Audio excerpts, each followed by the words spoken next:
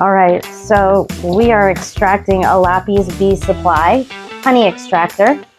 In this is an extractor tank, a mounting bracket, bolt holes, a basket, motor and switch, motor brace, lid, legs, hardware, honey.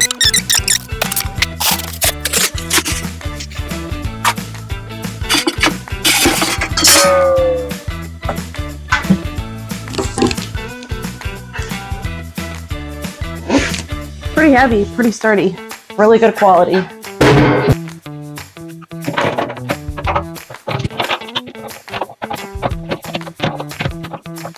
So this is the handle. You squeeze it in there. This is the locker bolt. This is what's going to keep it secure. Put this all the way to the middle, and then you're going to... And here we have the safety lids that will go on each side of the extractor. This metal piece is going to go up. It's going to be the top part. You securely fasten that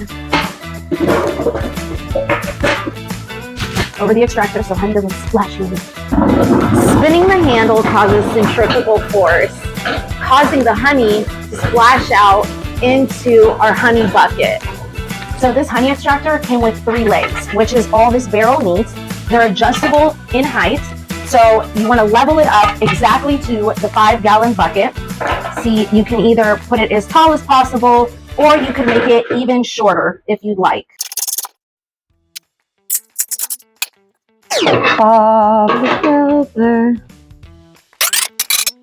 Snug it up, but don't tighten it too much because you don't want to break the threads on this.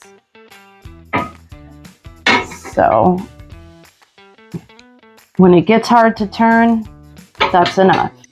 And we have a 5-gallon food safe bucket that you put this on the highest level so that it's standing the tallest that it can stand. It perfectly fits a 5-gallon bucket. Here we have 2 frames, 5 pounds each of our tropical wildflower honey. We'll uncap these cappings at the top, and then we'll insert them inside of this and begin to use centrifugal force to extract the honey that is inside the cells. If you or your group are interested in learning more about honey extraction, give Miami Bee Experts a call.